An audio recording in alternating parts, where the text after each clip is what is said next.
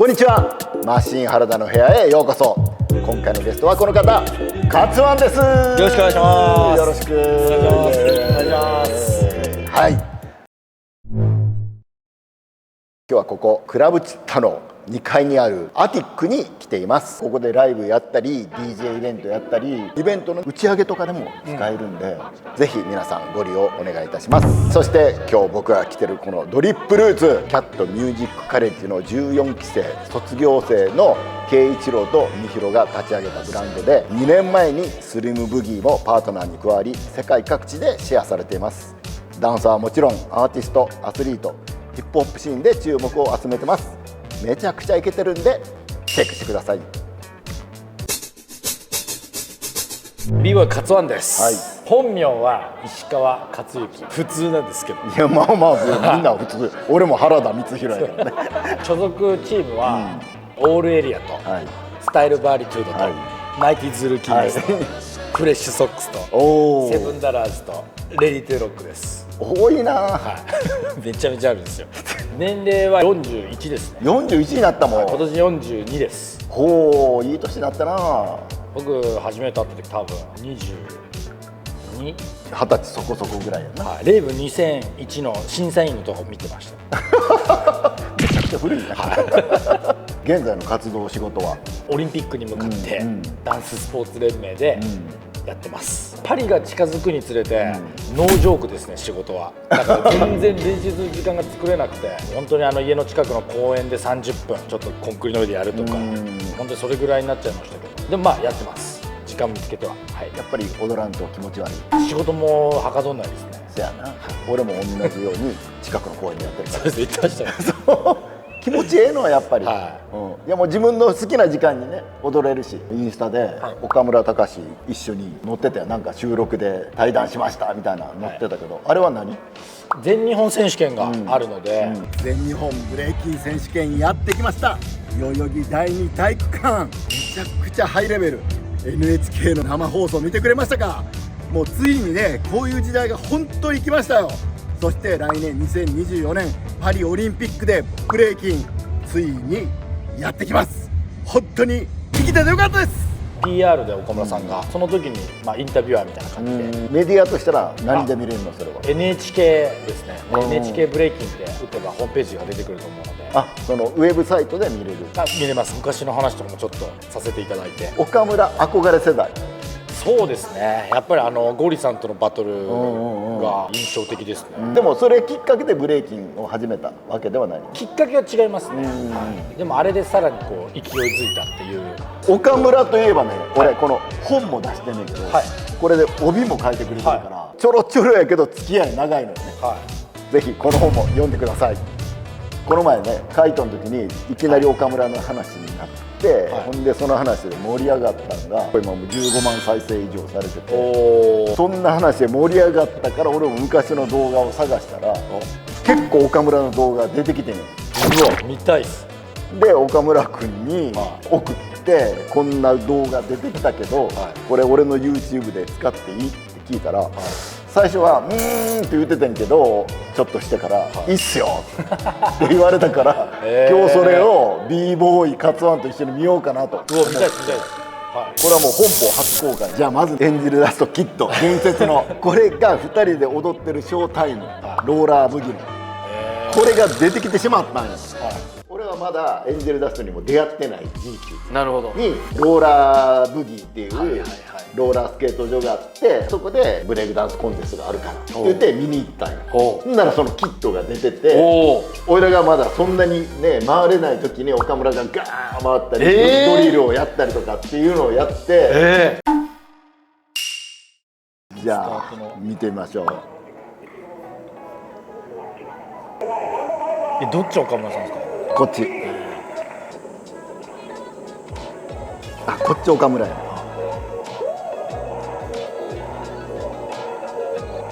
これも中1か中2かそんなんやからね。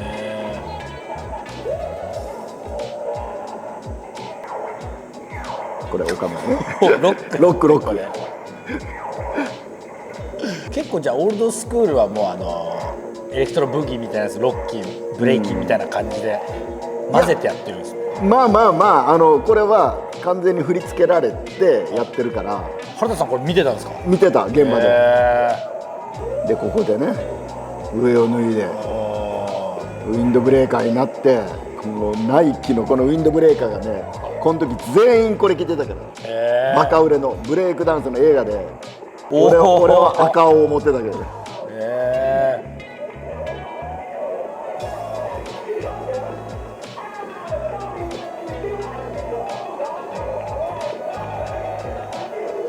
結構渋い合わせしますね誰あいつだみたいになったそうそうそうそう、何あの子供っていう。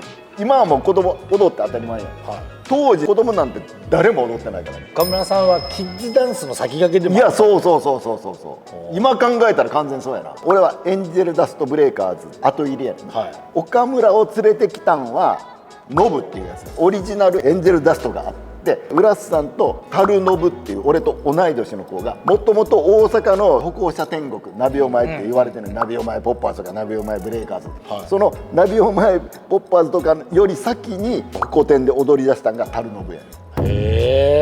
浦須さんと樽ノブが一緒にこのダンスクルーをやってた。一緒にマンション借りてその3人で家賃が払ってエンジェルダストをやってたみたいな感じ。ワンルームのめっちゃでっかいマンションをエンジェルダストの人がみんな共同で借りて、そこにリノリウム弾いていつも練習して、そこに岡村がおって、樽ノブっていうのが同じ中学の同級生で、このノブが岡村秀、その秀の兄貴がおって、その秀の兄貴と同級生、弟もやってるから言ってこう連れてきたんが岡村や。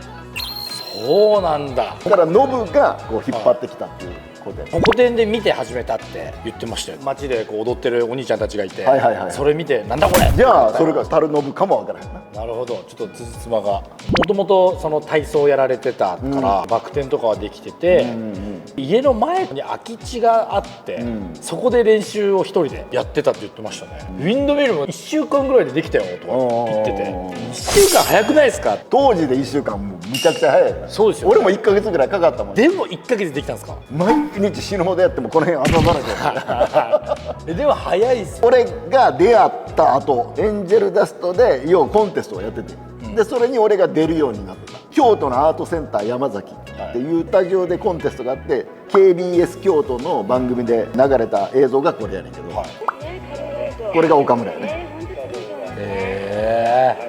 90の、でこれが布施でやったコンテストのゲストで、これエンジェルダストで、これ岡村、もうトーマスとかもやってる。でこのウィンドがほらめちゃくちゃ速いやん。このウィンドで一世風靡して。そうなんですね。もういきなり手なし、もう頭で回る人おらんかったから、もう今のすごいよ、あんだけ回ったら。当時は今のでももう後ろ立ち上がってましたもんね。そうそうそう、やったーまたって感じだから。岡村さんも初めて見たやつなんです。その時は多分見たと思う。ただ自分の手元にはなかったから、もう完全に記憶から消えてたっていう感じの映像や。エンジェルダストに誘われて、エンジェルダストブレイカーズになりました、初めて一緒に踊った映像があんだよ。エンジェルダストがプロデュースしたクラブ、大阪で初めてのクラブ、ちなみにこの時に岡村がジャージを忘れんみんなアディダスの上下で揃えてんねんけど、谷口と岡村は赤グレーやねん。岡村が下を忘れて浦瀬さんにめちゃくちゃ怒られるっていう。これがもう黒のジャージやがでもこれもうめっちゃうまい。ロン毛だったんですね。うまっ。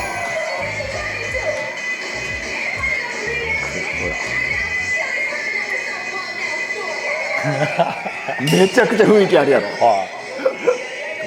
スワイプストーマスめちゃくちゃうまくないですか？つなぎが。これがエンジェルスブレイカーズの最初のルーティン、いつもやる。これ岡村ね。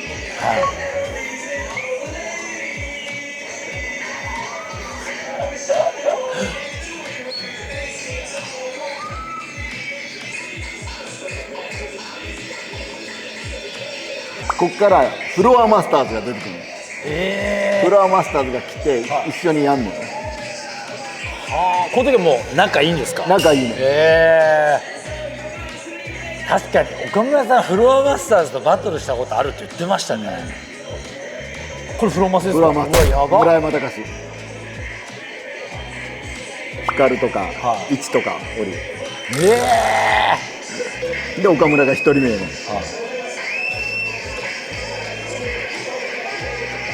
こいいですね。かっこいいやろ、はい、ほらこの煽り方とかも、めちゃくちゃ黒いやん。かっこいい。おお。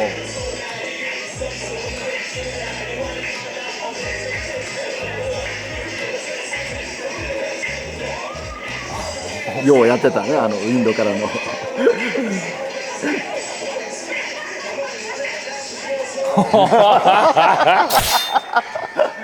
ンターテイナーやろ。これ光るよ。やばい。違うわ、これ光るやばい。はあ。いい歴史があんのよ。いちさんが僕の一番最初にブレイキン教えてくれた。あ、そうなんや。だから岡村めちゃくちゃすごいよ。コロッケがかっこいいもんな。かっこいいかっこいい。もうこのエイトラのキレの良さ、この陳年が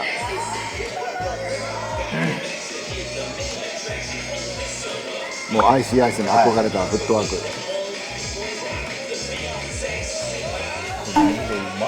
このフォアヘッドが陳年と俺で円田そのマンションで毎日練習して作ったんがフォアヘッドや。そうなんすか。やば。で海外にそのビデオが回ってハリケーンっていうじゃあ2人がオリジネーター。そうやね。うおー。演じきってるからね、岡村が。本当に。もう光のこのバックスピンの美しさ。おお。これ今やってもやばい。まあこれは岡村でできへんけど、ちょっと後の阪急5っていうところでやったショーやねんけど。これ何年ですか？86年とか87年。もうこれみんなほらもうニューヨークシティブレイカーズに影響されて、ハインドのこれ。ああもうこのバックスピンむちゃくちゃうまない？自分で言ってるけど。やば。これ谷口。谷口はもうえぐいだよ。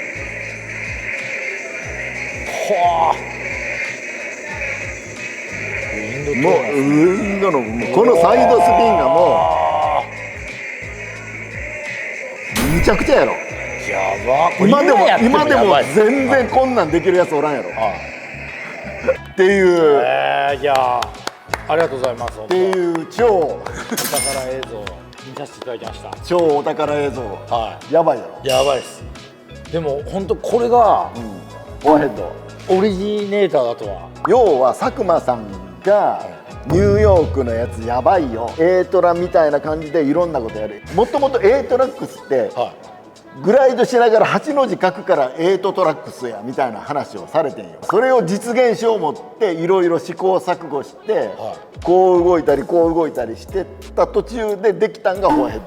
たまたま。そうどうやったカツワン、いろいろ見たけど岡村さんの技もやっぱりクオリティ結構高いなと思ったんですけど、やっぱ一番僕が岡村さんので食らったのはやっぱそのエンタメ具合というかアピールする、やっぱあれが全然違いますね。そうやな、キャラクターっていうんですか。わかる、岡村が一番完成度高いっていうか、最初から最後までちゃんと自己プロデュースがすごいよね。もう入りから雰囲気作って終わりも完全に演出してるやん。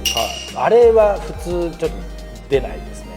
小刻みのやっぱトップロックですね。トップロックな、ちょっとこう内に入るあれがやっぱり印象的ですね。もちろんうまいですけど、そのパームーブ以外のところのそっちの方が僕はちょっとずっと。でもほんまブレイク好きって感じがにじみ出てるやん。一発目の2人のショーケース見ててもう思いましたね。回るだけじゃない、もう総合でこうダンスが好きっていう。はいなかなかこれをね公開するわけにはいかないんですけど全部をねでも見たいですよね、皆さんも見たいですよね、ちょっとだけねちょっとだけちょっとだけ一応本人の了承は取ってるんで、はい、ありがとうありがとうございます、はありがとうございます。貴重な映像。日本の皆さんが一番気になってるはい。オリンピックオリンピック2024年にね来年ですね。はいそうでもう早い。ブレイキンがねはいオリンピックに入るということでもうみんな